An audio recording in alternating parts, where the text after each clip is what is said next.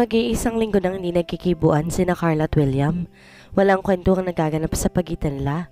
Isang tanong, isang sagot ang drama nila at salitan sila sa pagluluto ng kanilang pagkain. Walang ginagawa ang isa sa pinapakilaman ng isa. Kanya-kanyang silang diskarte sa bahay, pero si William ang bumasag ng invisible wall sa pagitan nila. Isang gabing katatapos na nila maghapunan at nanonood sila ng panggabing palabas sa TV. Kailangan ko palang lumabas sa Maynila bukas. May aasikasuhin lang ako ilang papeles. Baka gusto mong sumamat nang magkita rin tayo. Bakit nasa-sense niya na tila may ibang pakahulugan si William sa huling sinabi nito? O baka naman masyado lang siyang praning? Kailan ang balik natin dito kung sakali? Natanong na lang niya, depende kung kailan ko matatapos sa mga papeles. Sa kondo ko mag-i-stay. Ikaw, depende sa'yo kung kina Henry ka o sa kondo unit ko. You have your choice. Gusto na naman yata niyang magtampo rito, kaya lang kailangan talaga niyang magpigil. Gusto niyang sumama sa Maynila. Ang totoo nga, gusto niya magkatrabaho. Nag-iisip pa lang siya kung paano. Kapag tumagal pa kasi ng ilang araw na ganoon ang pagkasama na ni William, baka mag-alsabaluta na lang sila at mauwi na sila ng tuluyan sa permanenteng himalayan. Pero kung gusto mo namang mauna or maiwan kapag nakauwi na ako, wala namang problema sa akin. Dagdag pang sabi nito. Anong oras ang alis natin bukas? Tanong na lang niya bago pa siya maimbiyerna sa pag-iinarte nito. 4:00. Kailangan ka pang pumunta sa kondo para sa ilang mga papeles and I have to report to Henry before 9 a.m. May lakad daw sila ng asawa niya before lunch. Nagtataka man kung bakit hindi binanggit ni William ang pangalan ni Colleen. Nakilala naman ito, hindi niya nais at tinig yun. Maaga pa pala. Mauuna na ako matulog kung ganon, sabi niya. Sabay tayo. Good night. Huli na para bawiin ang kanyang sinabi. Bilisan na lang niya ang paglalakad papasok sa kanyang kwarto. Good night. Pahabol ni William. Sweet Carla. Mahinang sabi nito pero umabot sa pandinig niya. Napatigil na lang siya. Bago matuloy ay nagkaroon siya ng napagtanto. Kapag pala hindi sila nagkakausap ng madalas ito, wala naman silang pinagtatalunan at hindi pagkakaunawaan. Paano yun? Dapat ba wag na sila mag-usap or kailangan mag-usap para malaman ko ano mga bagay na hindi nila dapat binabanggit o sinasabi? Hay, ang gulo. Eksaktong 8:00, handa nang magtungo si William kina Henry. Mag-aalas 7 na makarating sila ni Carla sa Maynila. In fairness to his wife, hindi na nagmagising ito. Parang ang binabantayan lang siya nito sa kabilang kwarto. Nang marinig siguro nitong naliligo na siya, nagbantay na itong matapos siya at saka naligo na rin. Magkasunod lang sila lumabas ng kanya-kanyang kwarto, 3:30 na madaling araw. Nag-imbita pa ito magkakapit, pinanlakan naman niya. Pinagbukas siya nito ng pinto sa backseat para doon maupo at na makatulog ito sakaling antukin. Pero pinili nitong tumabi sa kanya sa passenger seat. Aalis na ba tayo? Tanong nito nang lumabas mula sa kwarto niya. Saglit tong umudlip doon. Since ginawa niyang library at working room ang isang kwarto ng unit, wala ito nagawa kundi ang okupahin ang kwarto niya. Oo, mabuti na yung maaga tayo kaysa mahuli. Hindi ka na ba magpapalit ng damit niyan? Tanong niya. Nakasuot ng orange striped blouse na tinernohan ng skinny jeans at sneakers. Nagmukha itong teenager sa get-up at mas pumili pa sa kulay orange na blusa. Okay na ako rito. Sagot itong tinignan pa ang sariling suot. Tara na kung ganun. Bit-bit ang kanyang briefcase, nagpatiyo na siya sa paglalakad. Pinagbuksan niya ito ng pinto. Salamat, Kiming, sabi nito. You're welcome, sagot niya. Magkaagapay sila nagtungo sa elevator para bumaba sa ground floor. Sir, ang aga pala ng alis nyo. Buti na lang naabutan ko pa kayo. 9:00 pa dapat ang duty ko eh. Kaso nanganak yung misis ng kasama ko ritong gwardya, kaya napaaga ako. Sabi ng gwardyang si Aguilar. Bakit Aguilar, may kailangan ka ba? May naghahanap po kasi itsa inyo kahapon, sir babae. Di mo na ito nagpatuloy nang mapansin si Carla. Mrs. nyo, sir? Oo, Mrs. ko. Si Divina Carla. Mabuti na lang na ipakilala ko sa'yo para anytime na siya lang mag-isa ang pupunta rito. Kilala nyo na siya. Opo, sir, pero yung naghahanap sa inyo, babae rin. Baka ho kliyente ninyo. Tila hindi sigurado ang gwardya sa sinasabi. Eunice daw ho ang pangalan eh.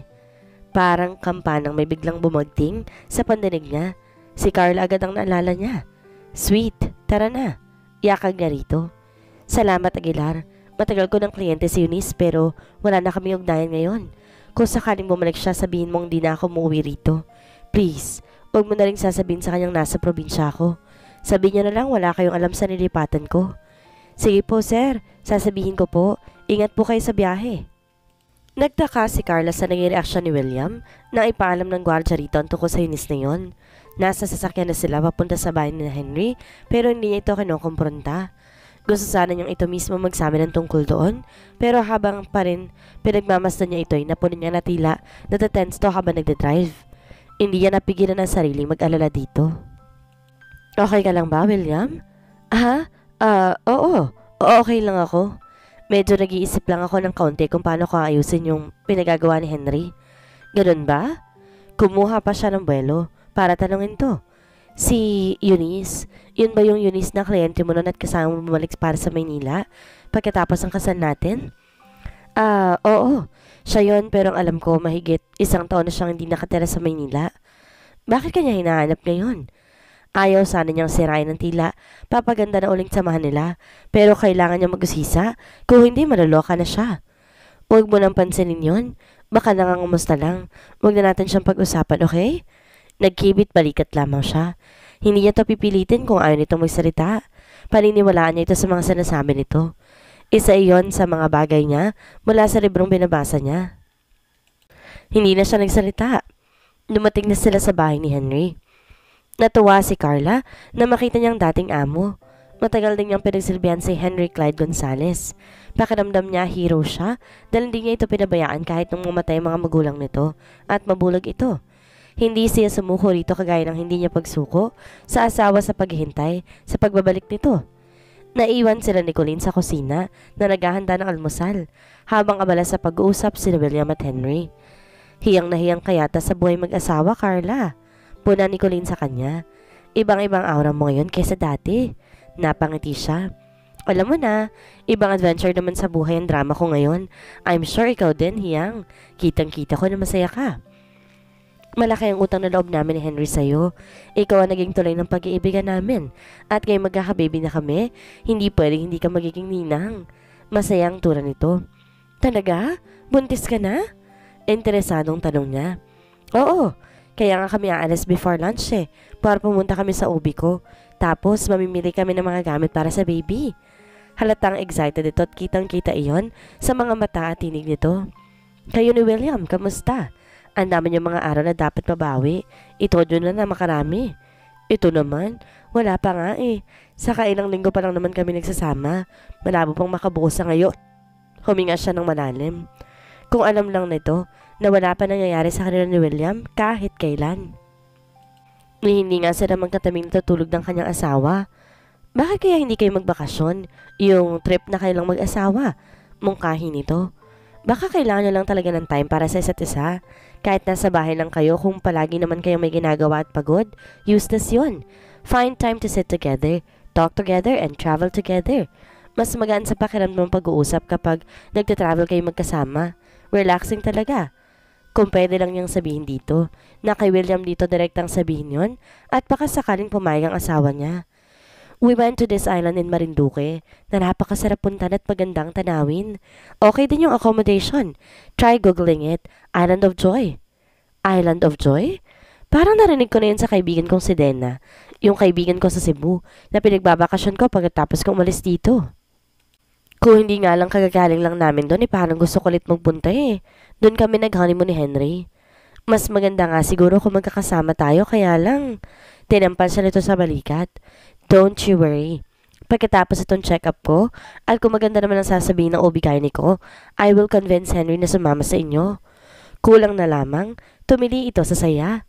I've got a brilliant idea. Kami mag-asawa ng bahala sa inyo. Sasabihin ko na lang kay Henry na regalo niya yon sa inyo ni William. Nakakahiya naman yata. Kiming sabi niya.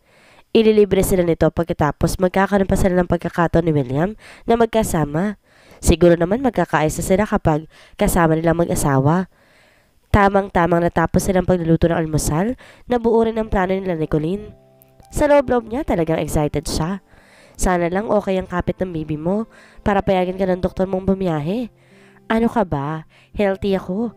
99% ako sigurado. Kailangan lang natin i-schedule at may pabukang ating trip para walang hassle. Lalo pa palapit na talagang summer. Tamang-tama lang talagang timing natin, girl. Pwedeng ikaw na rin ang tumawag sa dalawa? Ako na ang mag-arrange ng table natin. Tumalima siya. Naulang lumabas ng stall si William nang papalapit na siya. May kailangan ka kay Henry? Tanong nito. Saka niya naalala na may kailangan nga pala siyang ibigay sa dating amo. Ay oo, pero kakain na ng almusal. Mauna ka na sa dining. Iniwan na niya si William at saka tinungo ang sofa sa hindi kalayuan kung saan naroon ang kanyang bag. Bit-bit na niyang libro nang pumasok siya sa library. Oh Carla, may kailangan ka? Masayang bati ni Henry. Halika, upo ka rito. Tumalima siya at tumabi rito. Alam mo, hanggang ngayon, malaki ang pasasalamat ko sa'yo. You saved me and my future. Anito pa, saka inakbayan siya. Ikaw na lang yata ang kaisa-isang pamilya ko, kahit di naman tayo magkadugo. O para sa'yo, matagal ko na yung tinatagot gusto ibigay sa'yo kaso, bulog ka pa noon sir eh. Anong sir ka dyan? Bakit? Amo mo pa ba ako? Ito naman, nagkabalikan lang kayo ng asawa mo. Ang formal-formal mo na ha? Biro nito nang tanggapin ang bigay niyang libro. Ingatan mo yan. Bago ko nabigay sa'yo yan, nagamit ko pa muna sa sarili ko. Talaga? Eh di sa'yo na lang ulit to? Bigay ko. Biro ulit nito na kunwari binalik sa kanyang libro. Marunong ka ng mang-asar ngayon ha? Talagang masaya ka na nga sa mga mata. Ni Cecil no? Tudyo niya rito. Alam mo Carla, malaking pinagpapasalamat ko kay Cecil, pero habang buhay akong tatanong ng napakalaking utang loob sa'yo. Kaya in case of emergency o kung may problema ka, huwag ka maiyang lumapit sa akin, okay? Tinansya niya ang sarili ko. Sasabihin ba nito? Anto ko sa hindi pagkakaunuan nila ni William. Sigurado ka? Paano kung problemang pusong problema ko? Biro na lang niya. What? May gusto ka ba sa akin? Oo ay ang ekspresyon ni Henry, pero ang taong hindi nakakakilala sa kanila, maniniwala sa sinasabi nito. Napaharap pa ito sa kanya. Pabalik sa study si William nang mapatigil siya pagkakita kina Henry at Carla na magkatabi. Alam mo Carla, malaking pinagpapasalamat ko kay Cecil, pero habang buhay akong tatanaw na napakalaking utang na loob sa iyo. Kaya in case of emergency o kung may problema ka, huwag kang mahiyang lumapit sa akin, okay? Narinig niyang sabi ni Henry. Hindi agad nakapagsalita ang asawa, tila pinag-aaralan pa kung sasagot o hindi. Sigurado ka? Paano kung problema ang pusong problema ko? Humarap si Henry kay Carla, kaya kitang-kita niya ekspresyon ng mukha nito. What? May gusto ka sa akin? Napatiimbagang siya. Sa halip pumasok, umurong na siya. Pilit niyang kinakalmang sarili at hindi na po nang gusot-gusot ng hawak ng envelope dahil sa kakapiga niya roon. Pumihit siya pabalik sa may sala at pabagsak na mo po sa sofa roon. Kumuha lang siya na nakalimutan ng envelope para kay Henry. Pagbalik niya, nagkakamabutihan ng dalawa. Noon pa mang nakita ulit sila ni Carla sa bahay na yon. Napunan niya ang kakaibang closeness ng dalawa. Nagkandara pa si Carla pagsundo kay Henry sa Sacramento at pinakusapan siya kung maaaring tumao muna na sa halos 2 taong paghiwalay nila ay hindi malayong magkagustong asawa niya sa ibang lalaki, lalo na sa amo nito. Hindi simpleng nilalang lang si Henry. Lalaki siyang tao pero marunong siyang tumingin kung ano lamang ng isa na sa isa. William, bakit nandyan ka? Nasaan si Henry? Hindi ba kayo tinawag ni Carla para kumain? Tanong ni Colleen na nasa dining room lang na kanugnog ng sala. Sige na, mauna ka na rito at ako na lang tatawag sa kanya. Nasaan nga pala si Carla? Ano bang dapat niyang gawin? Baka maabutan nito sina Carla at Henry. Ako nang tatawag sa kanila sa study. Wag na, ako na lang. Maupo ka na rito. Nagtungo na ito sa pinto ng library sa bandang kanan. Nagbuga na lamang siya ng hangin. Bahala na ako ng mangyayari. William, ano kaya kung magbakasyon tayong 4? May napunta na kami ni Colleen na isla sa Marinduque. Treat na lang namin ni Colleen sa inyong mag-asawa. Sabi ni Henry kay William habang kumakain sila. Total malapit na kayo mag-anniversary, di ba? 2 weeks na lang. Nakuha pa nitong magaya ng bakasyon. Nakasama siya at ang asawa nito. Pero malamang may plano na ito para sa sarili at sa asawa niya. Siya nga naman, William. Segunda ni Colleen. Ano, pahig ka, Carla? Kawawang Colleen. Sa isip-isip niya. Excited ito sa bakasyon pero hindi alam na niloloko na pala ito ng asawa at kaibigan. Pero siya na nakakaalam, hindi makapapayag na magtatagumpay ang 2 taksil. Gagawin niyang lahat na makakaya niya para hindi magtagumpay si Carla na sirain ang pagkasama ni Colleen at Henry. Si Henry na inakala niyang matibay, naging marupok. Napaismid siya ng lihim sa isiping iyon. Pumayag ka na. Hindi pa naman tayo nakakapagbakasyon na magkakasama eh. Sabi sa kanya ni Kara. Ang parang may gana pa itong maglambing para lang makasamang lalaki nito. Gusto niyang magalit ng todo rito. Paano nagagawa nitong magplano ng bakasyon? Kasama siya na asawa ito at si Henry. Mahal pala nito. Think of it, William. Mamaya pupunta kami ni Henry sa ubigayni ko. Though 99% ng possibility na malakas ang kapit ng anak ko, gusto lang namin makasiguro. And after the check-up, magpapabook na ako ng ticket natin.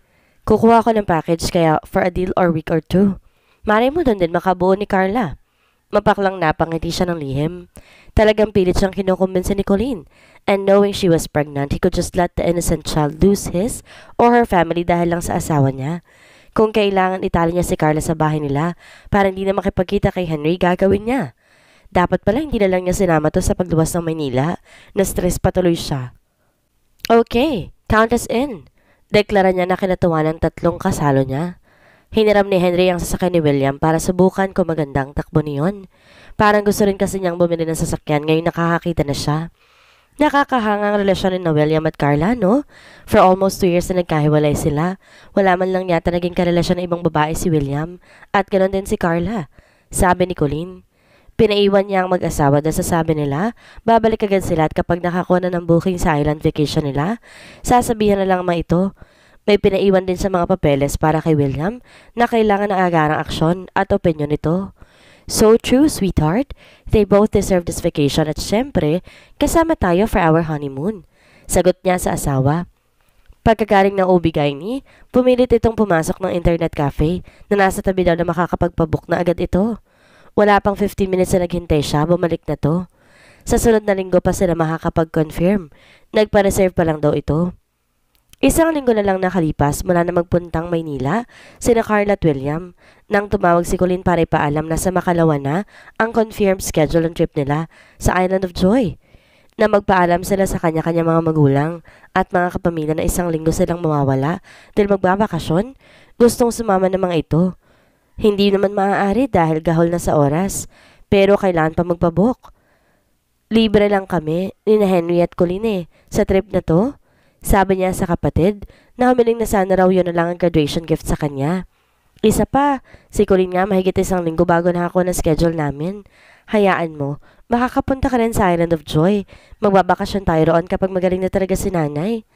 Bumubuti na ang pakiramdam niya kahit papaano. Walang okasyon, ngunit nakagawian na lang nilang magtipon-tipon anytime na gusto ng isa at bakante naman ng karamihan. Gusto ring sumama sa Island of Joy mga kapatid ni William. Sa susunod na pagpunta niyo roon, sabihin niyo sa amin. O kaya hanapin ko na lang website ng isla at ako nang titingin online. Sabi ni Ate Mina. Carla, kami nang bahala kay Nabalae kung sakaling tayong buong pamilya magbabakasyon. Sabi ni Papa Larry. Salamat po, sagot niya. At least sa mga kapatid na lang niyang iisipin niya. Pinagtigisahan lang naman 4 ang kapatid mo, Carla. Sa inyo na lang na William, sina Dana at Nina. Salamat po ulit. Natutuwa siya sa mga kapamilya ni William.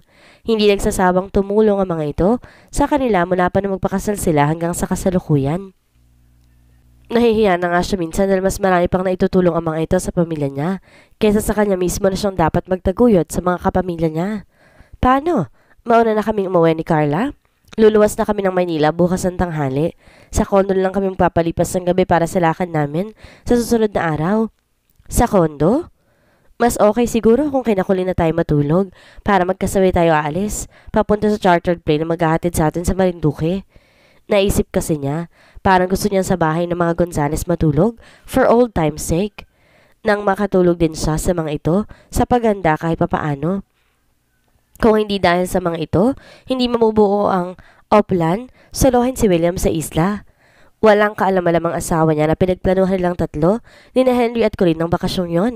All thanks to the couple who made her feel proud dahil sa mga magagandang salitang sinabi ng mga ito tungkol sa kanya. And since nakaya raw niyang hantayan si William sa loob ng halos 2 taon, regalo na rin daw ng 2 trip na yun sa kanya. Sa kondo tayo matutulog and that's final. Pero kung matigas ang ulo mo, ikaw ang bahala.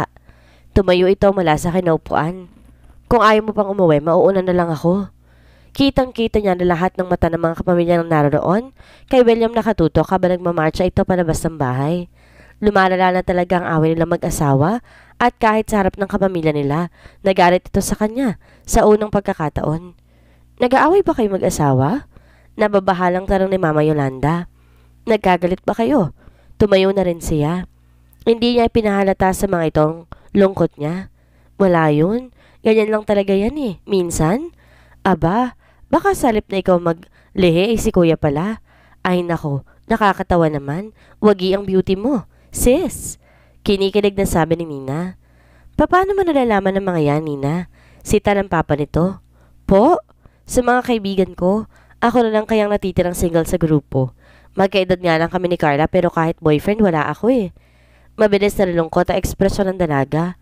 Abay, sundan mo ng asawa mo at baka mas magalit yun. Pagtataboy sa kanya ng kanyang ina. Baka ako na pa maging epekto nun sa pagbubuntis mo. Nakuha pang makisakay nito sa sapantahan ni Nina. Kung alam lang ng mga ito ang totoong sitwasyon. Pero malay niya, baka maging made in the island of joy pang baby nila. Nagkaroon ng problema sa 6-seater plane na sasakyan nila patungo Marinduque. Ilang oras na sila naghihintay roon pero wala pa ring linaw kung makakaalis ba sila o ano. Tinawagan ni Colleen ng Happy Island and Resort para sabihin ng tungkol sa delay ng arrival nila. Nagpa siya sila mag-ferry boat na lang sa pier patungo sa Island of Joy. Ang bayan na sumasakop sana naman, maabutan tayong speedo sa isla pagkadaong natin sa bayan. Nag-aalala lang sabi ni Colleen na makasakay sila ng papuntang ferry boat. Grabe, ang init pa naman. Sweetheart, malapit ng summer, remember? Sabi nito. Hinaplos-saplos pa nito ang buhok ng kanyang asawa na medyo nagulo ng hangin.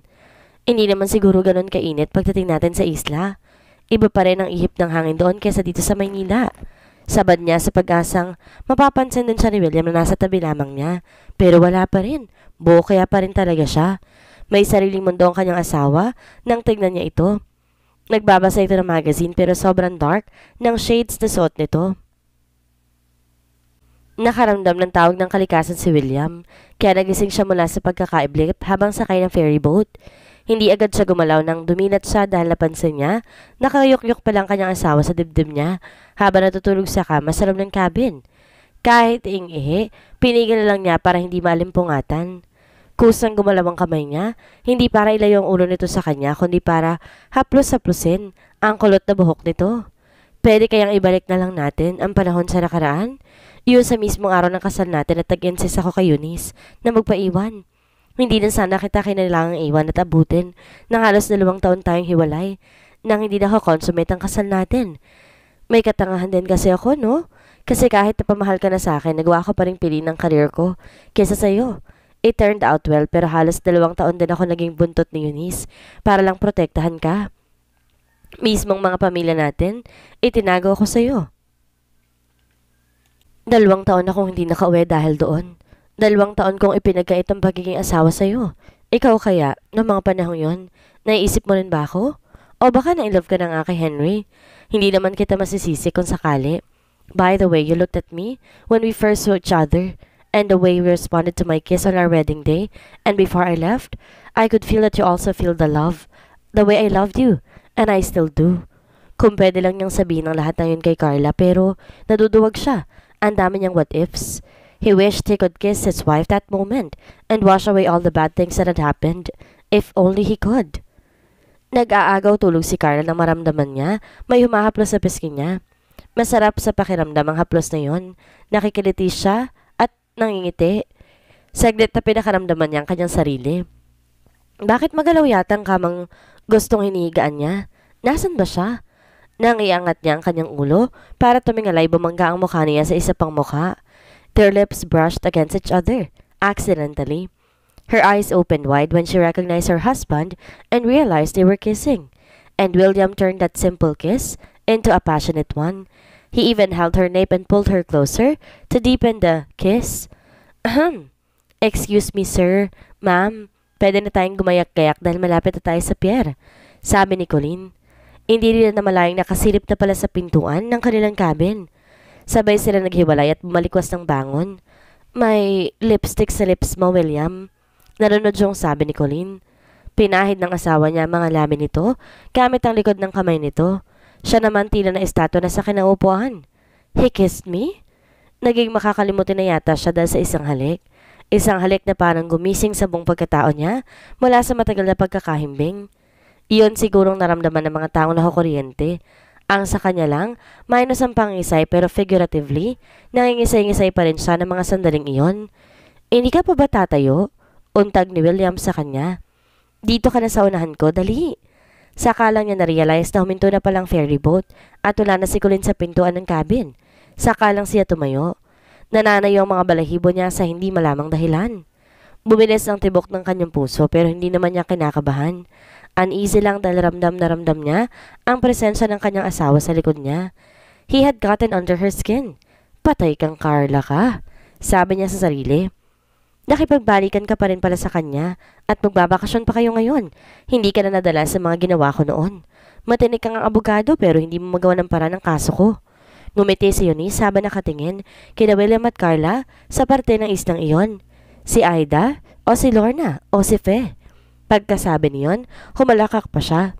Sinulyapan siya ng dalawang binatilong naghaharutan sa buhangin. Baliw yata yung babae, Riz. Bulong ng isa pero nakarating pa rin sa pandinig niya. Maybe, sayang ang ganda pa naman niya. Initian niya ang mga ito. High siya pero hindi siya baliw at pagtitripan niyang mapapel ng mga bubwit na to. Babies, gusto niyo ba makijoin ako sa inyo?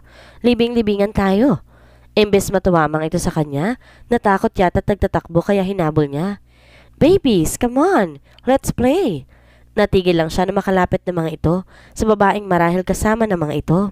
Miss, tinakot mo ba mga kapatid ko? Tanong nito sa kanya. Oh, you're flawless. You wanna go out with me? Shock na tinignan siya ng babae mula ulo hanggang paa. Tibo ka? Shucks! Ang sexy mo tapos tibo ka? Ano ba nangyayari sa mundo, Diyos ko? Tinalikuran na siya ng babae. Oh well, you may be taller but you're nothing compared to my Carla Candy, bitch. Hinanap ng mga mata niyang binabantayan kanina pa. But you're nothing. Sinabihan sila ng operator ng speedboat na dumiretso na lang sa pavilion kung saan matatagpuan ang information desk at opisina na may-ari ng Happy Island and Resort dahil malabong masundo pa sila sa baybayin dahil busy ang halos lahat ng resort. Pagkatapos silang ibaba ang kanilang staff ng mga bagahe, magkaagapay na tinungo nilang pavilion. Oh, diba? Napakaganda rito, William? Marami lang tao ngayon pero maganda pa rin tingnan ng paligid. Hay, parang gusto ko na yatang tumira dito, sabi ni Colleen. Kahit si Carla ganda-ganda sa lugar. Kaya na magsalita ay malapad ng ngiti lang sinagot niya kay Colleen at binusog na lang ang mga sa halip na mata sa tanawin. William? Attorney William Adam Villaferte, is that you? Sabi ng babaeng nakasalubong nila. Nang matitigan niya ito'y may naalala siya pero hindi niya matumbok kung sino. Eunice. Halatang naten si William na makitang babae. Nabuhay na naman ang malaking ugat nito sa noo. Anong ginagawa mo rito? Siyempre, nagbabakasyon just like you. I've missed the Philippines so much that I've been trying to travel every day. Naikot ko na kasi ang buong mundo eh. Hindi ko malang nalagulugad ang Pilipinas. Been to Sacramento too pero hindi kayo nakatagpuroon. Dito pa tayo nagkita. Such a nice place for a reunion, right? Nagtaka pa siya nang sa halip lumapit sa babae na akmang halik dito ay mabilis at mabilis sa kanya si William. Siya na si Eunice? Shock na tanong niya sa asawa. Tumingin sa kanyang babae. Divina Carla, aka Carla, the abandoned wife, the great Mrs. Villaferte. Sabi nitong tila aliw na aliw habang tinitignan siya. Akmang aabutin nitong pisngi niya para ibeso siya pero mabilis na inarang ni William ang sarili. We have to go to the information desk if you will excuse us, Miss Eunice. Come on, let's go guys. Inakay na siya nito palayo. Maagap na sabi ni William. Oh, come on William. Para naman tayong walang pinagsamahan yan. Can I go with you? Tanong ni Eunice na titig pa rin sa kanya. Pinadaan pa nito ang mga daliri sa braso ng kanyang asawa. Ngaling-ngaling sungal-ngalin niya ng hawak na kamera ang pagbumuka ng bruha. Can't you see, miss? Foursome kami and we're married couples. Find your own kind. Matigas na sabi niya. Oh, matapang ka na pala ngayon. 2 years ago, patingin-tingin ka lang. Sana noon pa nagkakilala na tayo kung lumapit ka sa amin ang asawa mo. Stop it, Eunice. Saway ni William dito. Let's go, guys. Sandali, William. Gusto ko marinig ang sasabihin niya. Mauna na kayo kung gusto nyo. Susunod na lamang ako. No, I'll stay here. Mariing deklara niya. We might as well wait for the two of you. Di ba nga sabi ni Carla, we are a foursome? Sabad ni Henry. O, sino siya? And this girl? Friends nyo? Parang wala sa sariling tanong ni Eunice. Akmang hahaplusin pa nito ang braso ni Colleen. Ano bang problema mo, miss? Nakakabala ka na sa amin eh. Ani Henry, na iniharang ang sarili sa asawa. Oh, I'm really sorry to bother you guys. Sige na, mag-check-in na kayo.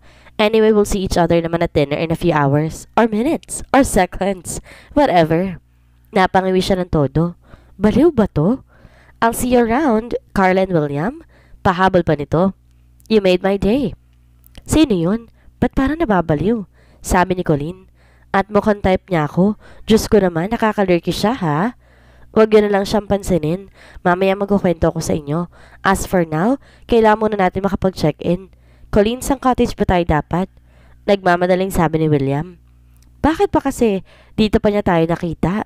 Carla could feel his fingers pressing her shoulders. Aray ha, ako naman yata sinasaktan mo, no?